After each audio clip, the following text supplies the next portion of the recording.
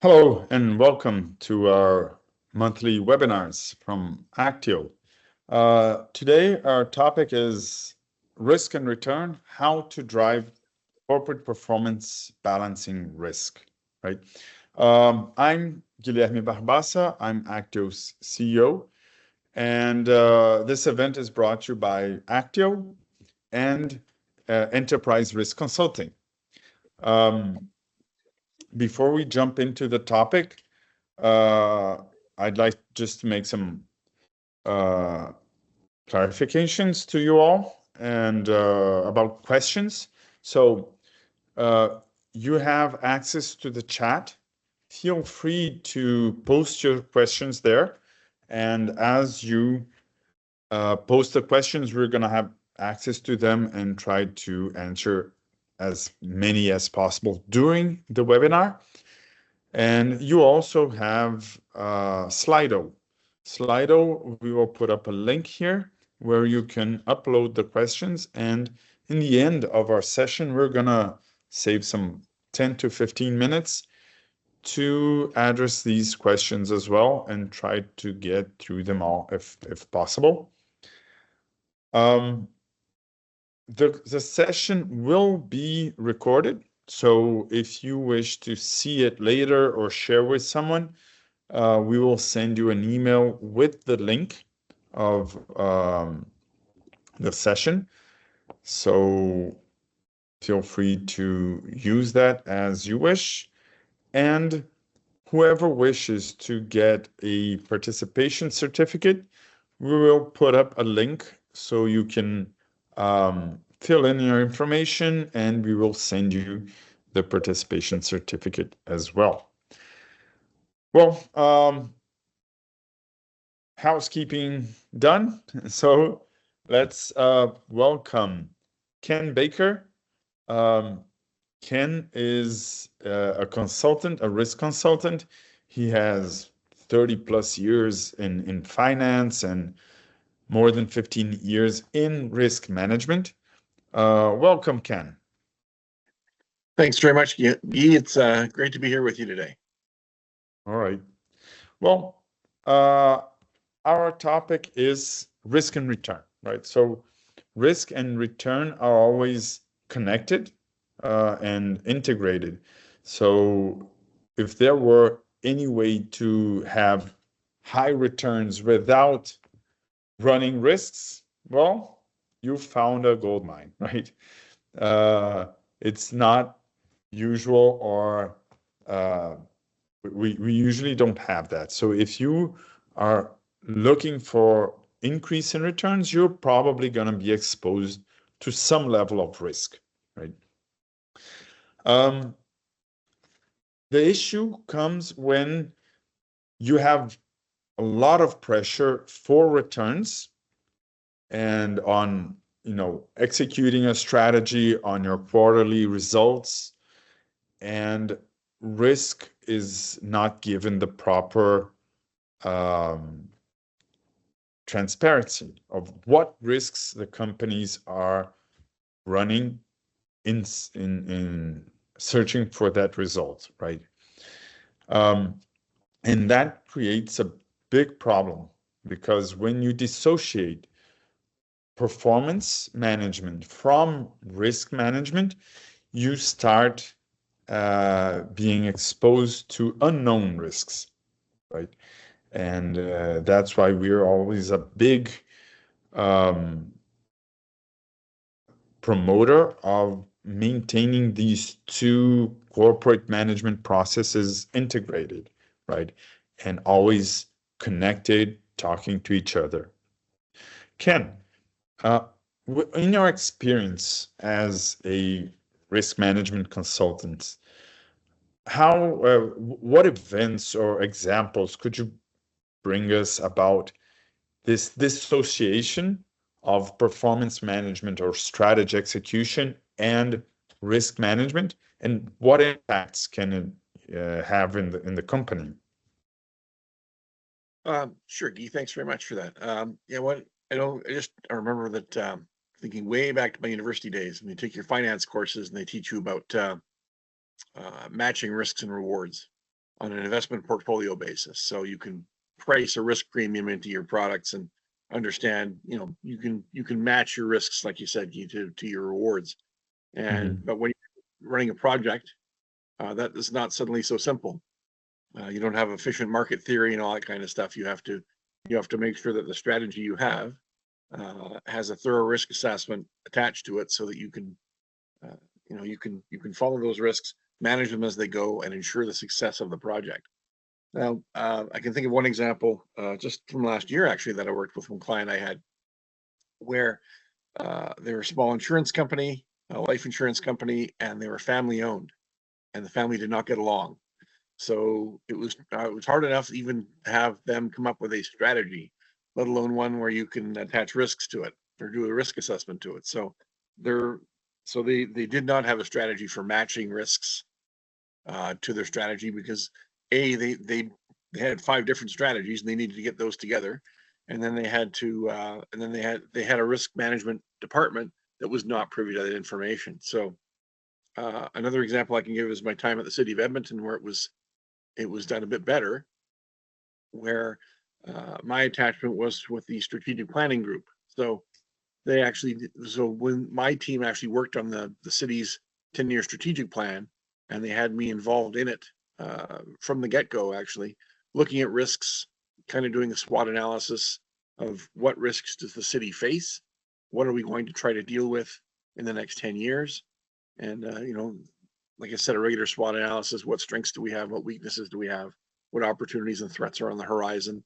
So from that perspective, you can, the faster you can get in and match, get risk involved in the strategic planning process, the earlier you can do that, the better. Oh, that's a very interesting initiative to involve, risk managers in the strategic management process or strategic planning process, right? It's a first step to connect it. And was there a specific in this experience in Edmonton, right?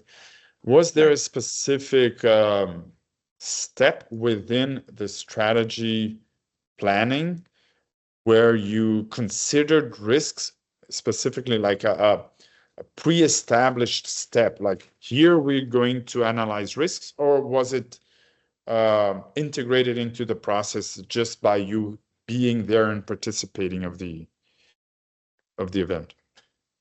Oh, okay. So, well, when I first started there, they asked me to look at strategic risk, but they already had a strategic plan in place. So I looked at the pillars of that plan. There are like 5 of them, about financing and transportation and so forth, like that. All the things a major city would deal with. And so I did a risk assessment on each one of those. One was basically a capital plan, so that wasn't so bad. The others were harder because they dealt more with social aspects and that sort of thing. But we did the risk assessments based on that, like on an existing plan, to show what are the risks involved, what's going to get us in the way, basically, of us achieving the goals we set for ourselves for the next 10 years. Then when that 10-year plan expired, we brought in the next 10-year strategic plan, and more to your point, we were involved kind of at the beginning. So like I said, my team that I belong to had leadership within devising the strategic plan itself. So we spent 2 years doing that. And part of that was an analysis of the environment, so an environmental scan. What do we think was going to be happening in and around the city? What economic considerations were we going to have? The strong industries that we had, how were they going to weaken? Are new opportunities going to come along the horizon? So we're trying to predict all that we could and anticipate all the things we could in designing the program. They're designing the strategic plan itself, and also attaching to our values of what we want to achieve as a city. Where do we want to be in 10 years? What kind of a city do we want to be? And then for each of those plans, you can attach, a risk assessment to it. Right. That's very interesting. The first cycle, when you got the strategic plan that was ready and you just had to assess risks, and the second cycle when you participated from the get-go, I imagine could have had pretty different outcomes in relation to how risks affect strategy. one point I'd like to ask you is, in the second assessment, when you participated from the start in the process, do you recall, or even in other companies or consulting experience, do you recall, for example, canceling a project or a strategic line because it was considered too risky based on, the risk assessment? Did it actually change the strategy or how the strategy would be executed because you had, a risk assessment done throughout the process? Do you recall something like that? There was one I think I had with a previous employer. They were looking to become an energy retailer within the province of Alberta, and that was a very large, drawn out process. And so we came up with a plan for that, and it came in multiple steps. And so for each step, we said, what's going to get in our way? What risks are we going to face? So we get to the first milestone, manage the risks along the way, figure out from that first milestone to the next milestone, what's it going to look like? What's the environment going to be? What risks are we going to face? Design the program around those. And we did have to make some design changes to the program for that. But it worked out. And even though I left that company about 12 years ago, the program's still running. So, Right. So it actually changed the direction they were going, or maybe how they would reach the objectives that they were aiming, right? Yeah, that's exactly. very There'd be a interesting. step along the way. There'd be a step along the way where we say this doesn't make sense. It makes more sense if we can just tweak it a little bit this way, and then it's less risky. So, Right. we can do that. I think I can even dive a little deeper into that point of where we can connect risk assessment throughout the process, right? Let me share a slide here that can be interesting. Sorry, Ken? I was going to say, at what point within the strategic plan process can you identify risks in your experience, Guy? Yeah. Let me pull a slide of a pretty generic process. Here you go. This obviously is a generic process, and it should be adapted to each company's reality, right? But looking at these two cycles, this phase is what we call strategic formulation, right? Where we were going to define the strategy, and its product is a strategic map, for example. And the step-by-step we take to get to this strategy usually goes like a company identity, which is what business we're in, mission, vision, what are our values and beliefs, right? And after this identity, that is pretty much is very common, right, to be done. Usually companies step into a competitive analysis, right? So looking at the market in which they are inserted into, the regulations, the competitors, suppliers, and the interaction between all of these forces. And from this point on, you can start mapping or identifying a few risks, right? From competition movements or from excess concentration in a single supplier or some regulation changes, right? And these risks should be already going into a rosters of risks that should be assessed, right, periodically. Some of them may be considered too low and discarded, but some of them should be monitored throughout the execution phase of all of this strategy, right? These risks will also feed into the next step here, that are scenarios. So especially environmental scenarios of regulations, political risks, right? and extreme scenarios usually are run here to see. It's actually a big step in assessing the risks and how much will it affect the company in the future if they tend to become true, right? And the next steps, we looked out the market, and we are registering then the opportunities we identify and risks and threats. Sorry. And from then on, strategic positioning.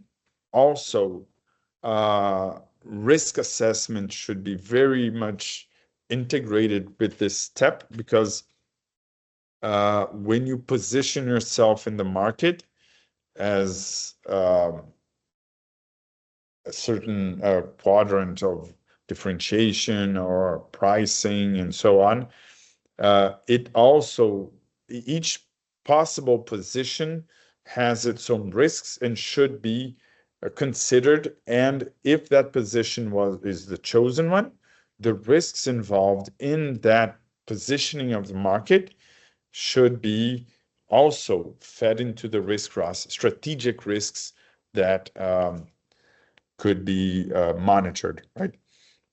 From then on, you establish the big company goals and start cascading this, and analyze internal environments. So process, technology, people, all of this, looking inside the company.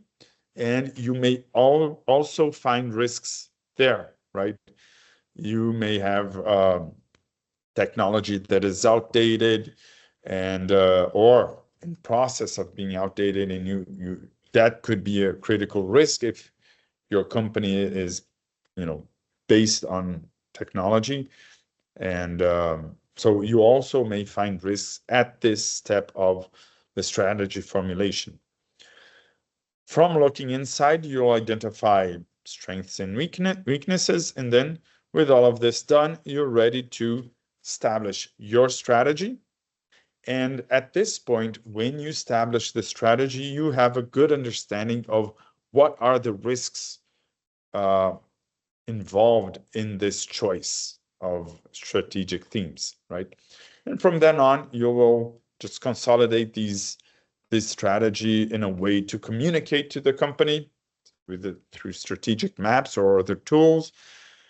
And then we go into a second cycle of planning, doing, checking, and acting, right? So this plan, do, check, act at a strategic level. So the do in the strategic level is another cycle of PDCA, plan, do, check, act, but on a tactical level. So companies usually, after having the strategy chosen, will cascade the goals throughout the company to make sure that everybody knows their role in executing this strategy. And each one will, create projects and action plans, and all of this will generate the company budget, right? And closing this cycle, they will implement the action plans, projects, verify results systematically. Results meetings, strategy meetings usually happen here, and standardize what was a success, or replan what was not, right? And keep at this cycle until the goals are met and the strategy executed. Periodically, you should also go back to this bigger cycle and make a critical analysis of this strategy. Maybe you have to change the strategy, right? So throughout this process, again, this is a very generic process. Each company has its own particularity due to their business, to the environment that they're in, or level of maturity that they're in. But the steps usually are more or less these ones. And within each of these steps, you can incorporate risk mapping, risk identification, and even doing some assessment on this risk, right? From this, Ken, one point that I usually face when I used to do strategy planning is that the typical organization, the typical company has separate structures, right? Organizational structure. One, to look at strategy and performance, or maybe more than one even, and a separate area or department to look at risks, right? How could we integrate this into a comprehensive structure that could work together and integrate their processes? What's your experience in that? It's an interesting question. I know when I teach my courses for RIMS about this, for the Risk and Insurance Management Society, we have examples of this where we have multiple companies in multiple industries. So then it shows, here's the draft org structure for them, sample org structure. Does it make sense or not? And what makes sense? And it can be wildly divergent. At the end of the day, I say it depends. It's whatever works for your organization. But I know in my experience when I worked at the City of Edmonton, my area started out in strategic planning, but it was part of the finance group. But that was we were the corporate strategic planners and risk managers. Then we moved to this office of the city manager, so we were closer to the big chairs, the big boss, because they thought it was that important. But we did the same work, and it didn't change for us. And then after that, we got transferred through another reorganization. We got sent to what do they call it? Strategic planning and urban development.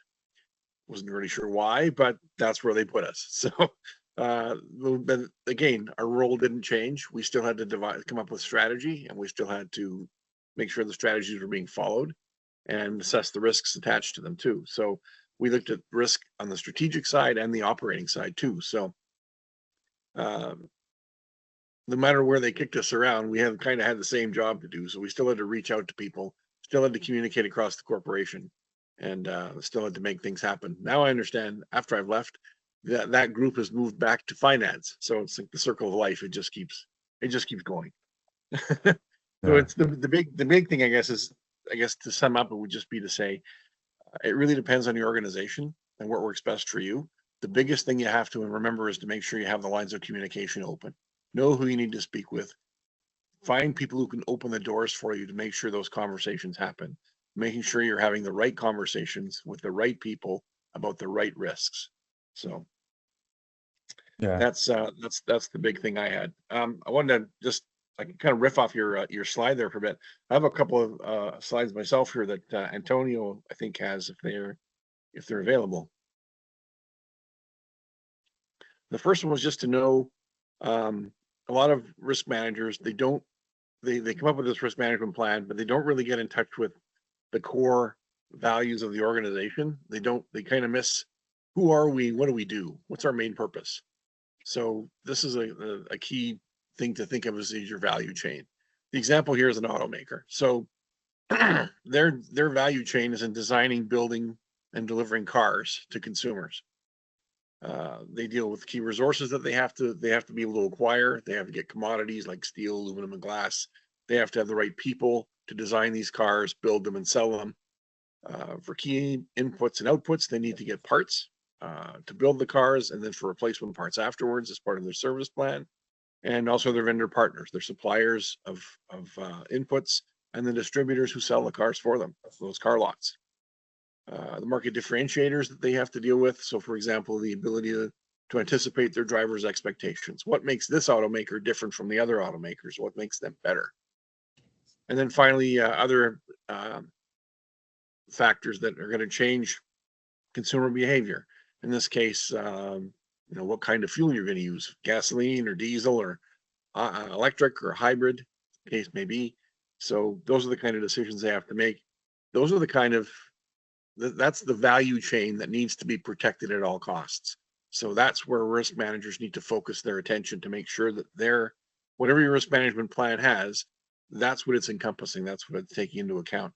And I have one more slide about this, and it's a big simplification, I think, of the slide that you had, which was fantastic, by the way. This one's just talking about, it talks about key risk indicators, but really we're talking about how to look at risks from a strategic plan. You start with a desired outcome, you come up with strategic objectives to achieve that outcome that you're after, just, philosophically. And then you have strategic initiatives to achieve those objectives. For each of those initiatives, that's when you can start identifying your risks. What's going to happen at this stage? What's going to get in the way of this initiative being achieved on time and on target? And then, for added bonus, you can try and figure out what indicators are going to pop up to show, what kind of risks, or, to indicate in advance when a risk might be starting to manifest itself. Yeah. So those are the slides I had, but that's about it. Yeah, to me, I've had some experience with risk managers who hadn't stayed kind of true to the strategy in that. If you don't stay true to the strategy, you won't be relevant. So yeah, the last slide was very clear, like the connection between risks and strategic initiatives or KPIs or strategic objectives, right? Exactly. The point is, I rarely see this being the rule in the companies, right? Usually you have two separate rosters: KPIs, strategic initiatives, and risks. And I rarely see this connected, even though that slide makes all sense to me, right?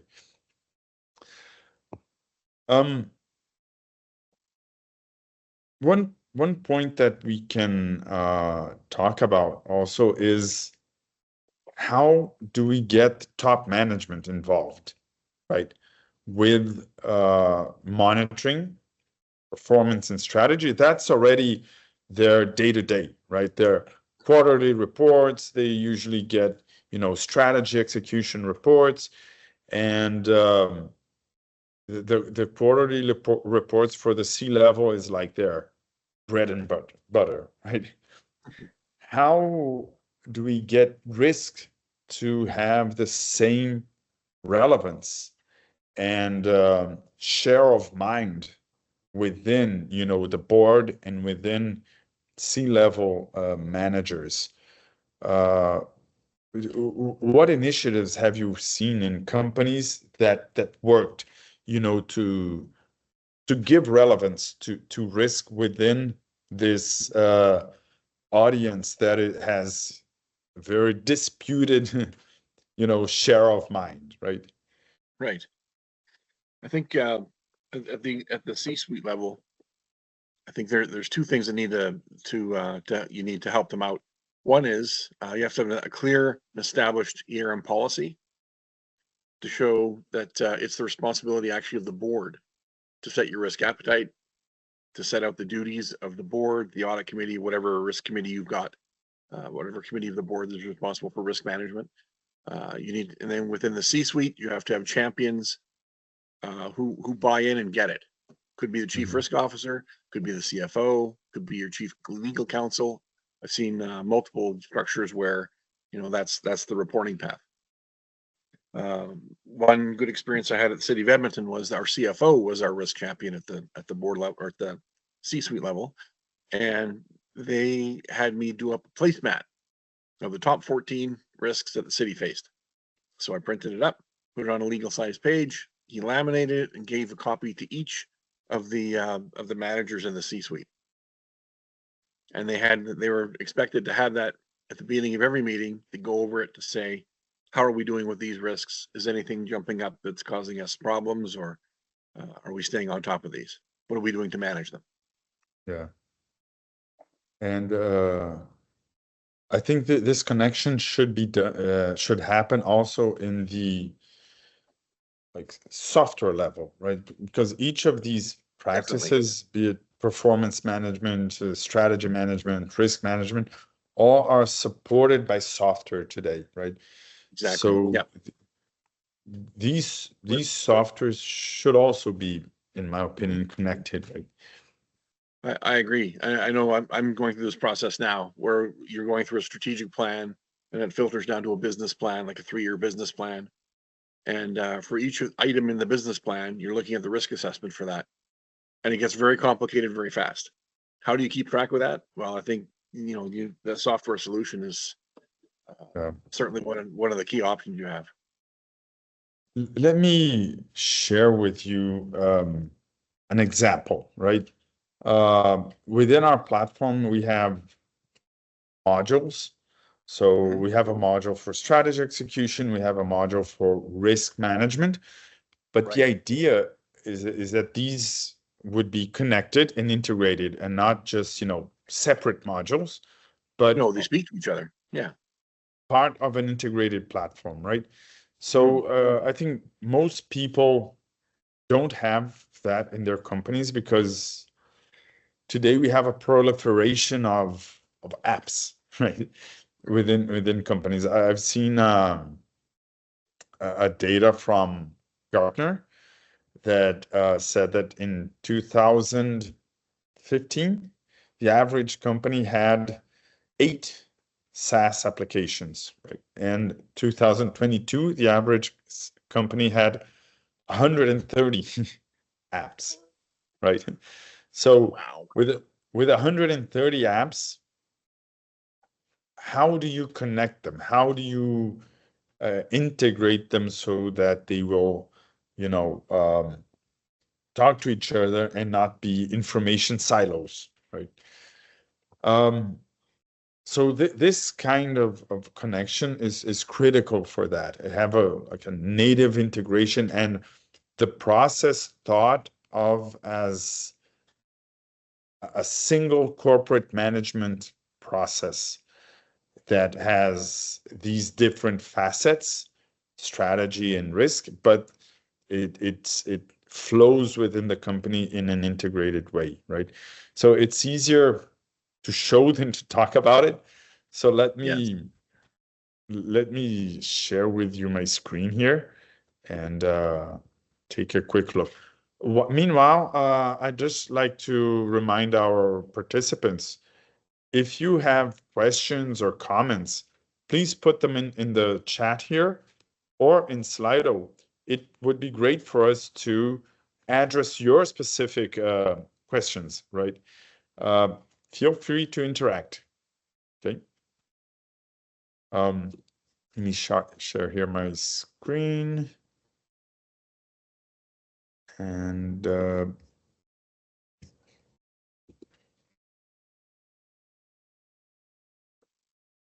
go into the software here. So this is an example, okay? I accessed the software and I'm analyzing my strategy, in this case, using a balanced scorecard-based strategy map. But you can, use any model that your company uses or a mix of models. I mean, the way you manage your strategy and performance, right? So within each strategic objective, for example, here I have add value to the shareholder, and it's a strategic objective that is not being met throughout the year, right? So I want to understand what's going on, so I can just click and look behind the curtains, right? What's behind this strategic objective? So in this case, the strategic objective is add value to the shareholder, and I have 2 KPIs measuring this strategic objective, right? And a portfolio of projects also supporting this strategic objective. But when I dive down into these KPIs and projects, so I'll open up EBITDA into its components to see what's connected here. So in EBITDA, I have OpEx, I have expense, I have revenue, but I also have a risk associated to EBITDA, right? So this is standard, right? These are KPIs that are cascading from a bigger KPI, a more global KPI. But this is the point where we have the connection between strategy and risk in reporting to higher top administration, or just sharing and analyzing information, right? So cash deficit of working capital is a risk for this KPI, according to this example, right? And I can follow up on this risk with residual risks score. I can see how the mitigation plan is going for this risk, and what are the controls for this risk. And unfortunately, the controls are all out of date or delayed, and the mitigation plan is also very much delayed here. But I can actually look into the risk, right? So I can click on it and see more information about this risk. How was it assessed? What's the tolerance? How is this risk behaving throughout time, right? So it was once critical, but it's been controlled, and now is a low risk. Just basic information, do like risk analysis, causes, consequences, controls, right? And all of the information here to do a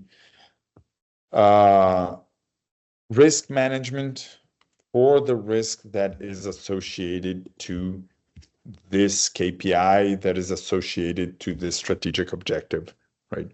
So this is a very much integrated process of strategy, performance, and risk, right? And the point is, it's not dissociated, right? It's not dissociated into separate information silos. So C-level, when they're looking at their dashboards or strategic maps, they will have risk and performance and strategy execution all in the same dashboards, all in the same cascading of, in this case, projects, right? So I have a portfolio of projects, and this portfolio of projects may cascade down to, further sub-projects, and eventually also risks connected to these projects, right? So going back to the theme and to hammer in the information that I think is super, it's the punchline I want everyone to take from this webinar, is to associate risks with strategy execution, with performance, in an integrated way like this, right? So that it's the same information base. Ken, what do you think? Do you think we should bring in some other example, or I know I am repeating myself, but it's because I think the message is important, right? I do too. I've seen some products out there where they're trying to tie linked risk to strategy and performance, and I think what you're doing here is really fantastic, because it's just having strategy and risk speaking to each other, and being able to have that at a glance. I know people ask me, what do you look for in a dashboard? Like, how do you get that information to management readily? And I would say in a perfect world, in an ideal world, you would have an interactive dashboard where you could look at something at a glance, click on it to drill down to the detail, and that sort of thing. And your apps have that, so I think it's really helpful that way. I guess one question I would ask is, how easy is it for you to get the data for that? Usually, is it usually not too hard? Comes from, don't give anything proprietary away. Yeah, the data can be integrated, right? from the ERPs or from if you have like a risk indicators and you want these risk indicators to be updated even like daily, right?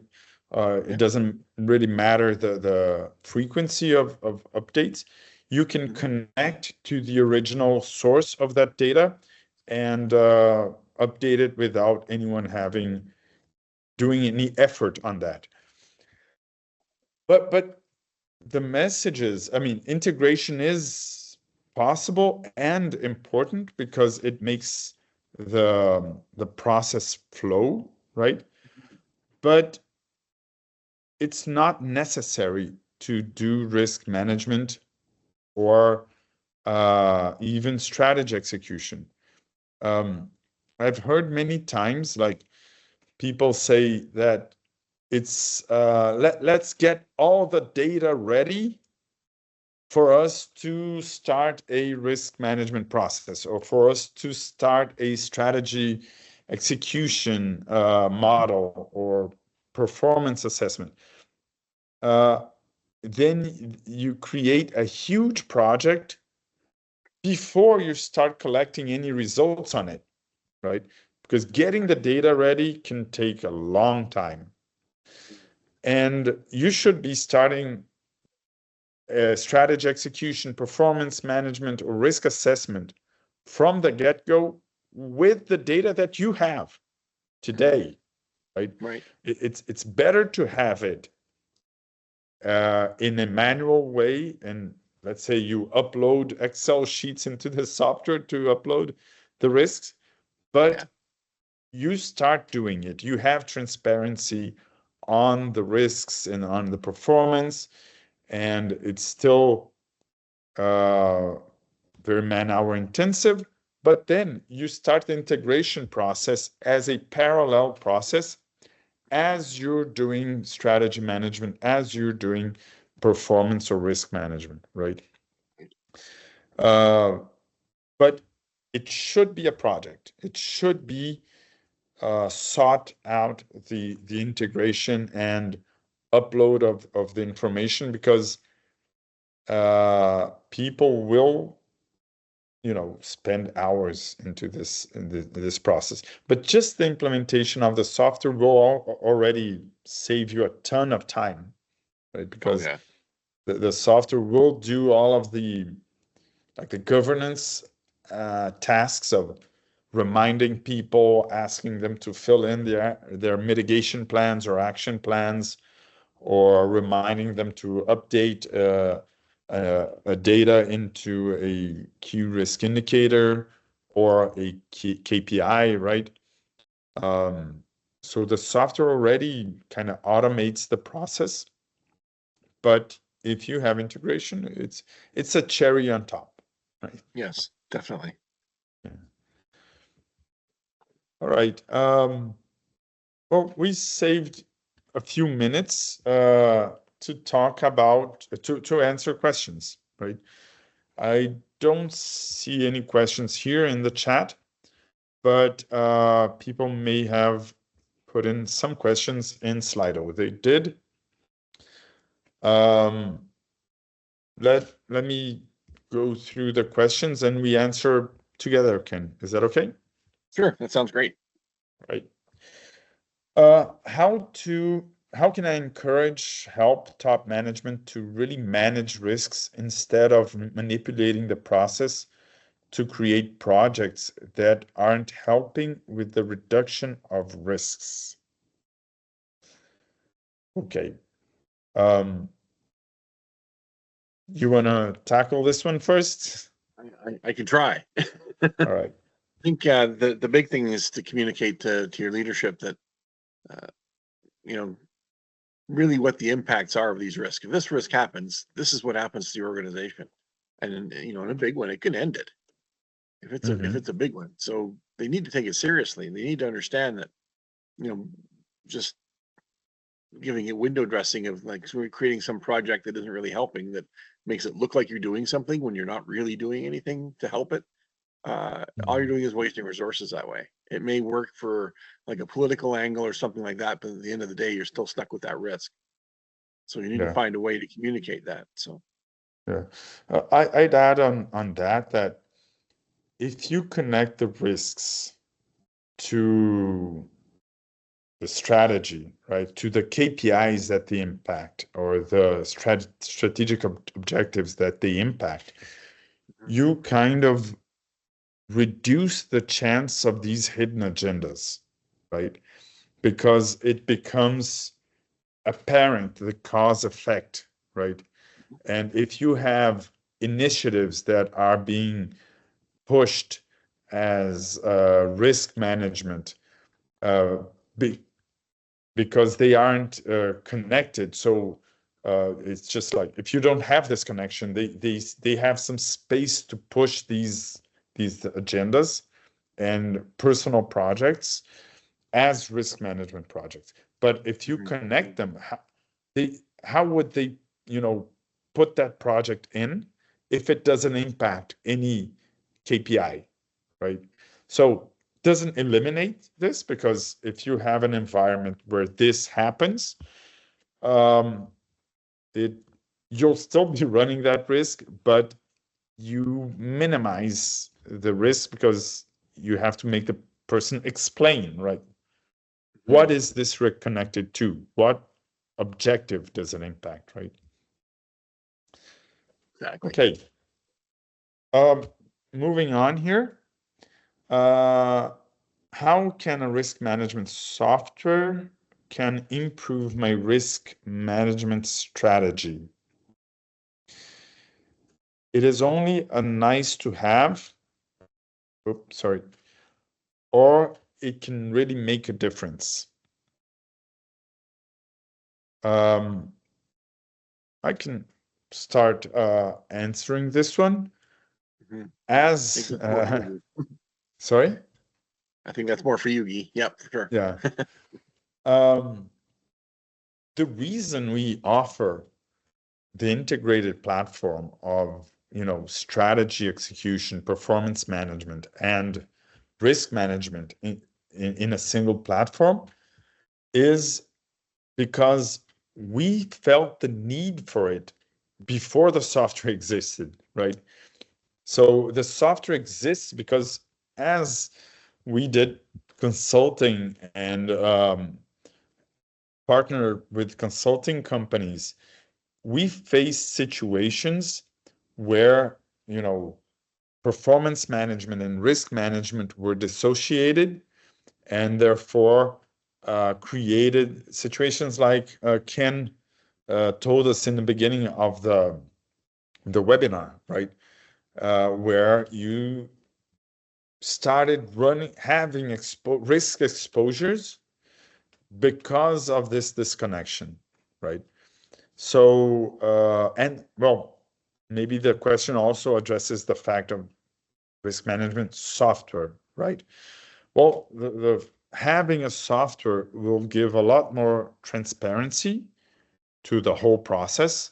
Everybody will see what's going on. So it's not just some report that someone has created. It's there for everybody to see. And it creates more accountability for people, because we can see, again, because of transparency, who is responsible for each risk. And the software also helps in the implementation of these processes, be it strategy execution, be it risk management. Because one big hurdle that companies have is to make these processes run smoothly, right? It's not just a black and white thing and you say, make it like this, right? It requires a cultural change. And cultural changes take time in organizations, in companies, to have this process running as an innate process in the company. So the software helps with streamlining it and making it a more perpetual system in the company, right? If you don't have the software, the chance of making an effort to implement these practices or methodologies, so you make an effort, then something happens, the management changes, it falls. Then someone else comes along, makes an effort to implement, but it's not supported by, the organizational culture, so it falls again after some event. So the software helps for you to make an effort in implementing and keeping it operational, independent of other environmental factors that may happen in the company. I think those are some of the roles software can have helping companies with these processes. Do you have any other comments? It was a really good point, Gina. I was going to ask, in your experience, one thing I would think it would help with is that, for example, for risk owners, it would help them. It would be a really good tool to help them manage their risks more efficiently, so they can see at a glance what's doing well, what isn't, where do they need to spend their time and resources. Yeah. You know that that's the two things that everybody lacks is time and resources. So that you never have enough of. So, if you can manage those better, you'll definitely be ahead of the game. So. People, I mean, time is an issue. People are always on the hustle today. And if they need an information and that information isn't readily available, they're doing some other task when the information comes in, and that's gone. Yeah, so exactly. Software helps this to help take these practices to the front line of the company, so that if people want an information, it's there. It's a click away, right? And not having to ask someone, wait for the reply. When the reply comes, I'm doing something else already, right? It's easier for them to be engaged in the process too. Yeah. Yeah. Let's go for another one here. Yeah. I'm going for the last one here. I thought it's interesting. Okay, sure. True or false? More performance equals less risk, or more performance, more risk? Can both be true?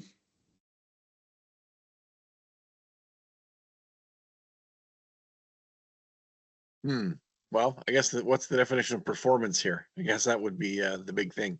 Is more performance mean better performance? Better performance can mean less risk. More activity can mean more risk. So yeah. Conceptually, I think, like we call the webinar itself, risk and return, right?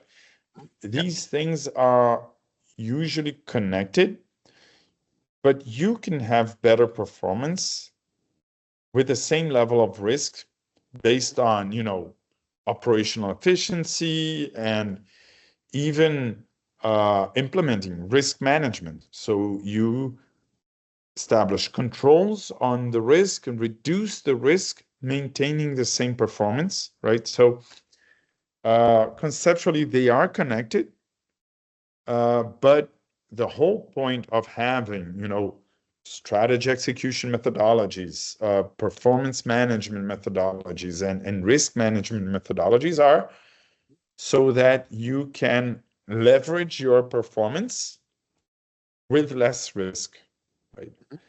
And if well done, you can get this result. So more performance, less risk. Yes, it's possible, right? it also might change your risk appetite, your attitude toward risk. Yeah. You may feel more comfortable taking on more risk to achieve what you're after if you have a better understanding of your risks and your performance and how they're related. Right. Ken, we're approaching the end here, a couple of minutes. I'd like to invite people for our next webinar. That's going to happen on the September 25th. And the topic is how to tie employee incentives with company performance, and also remind, and you can use this QR code to register for our next event, or keep an eye on our emails that we will send out. But please scan the QR code to register, and just block it out on your calendar, right? Again, we have recorded this session, and we'll send everybody. Whoever wants to contact us directly, Ken or myself, feel free to do so. Our connections are here on the chat, okay? Our emails and LinkedIn profiles. And whoever wishes the participation certificate, there is also a link here in the chat where you can fill in your information, and we will send out the participation certificates. Ken, thank you very much again, right? You are always very interesting to talk to, and your experience is always fruitful, right? I hope this was interesting, and see you all next webinar. Thanks very much, Guy. It was great. Thank you. Thank you. Bye-bye.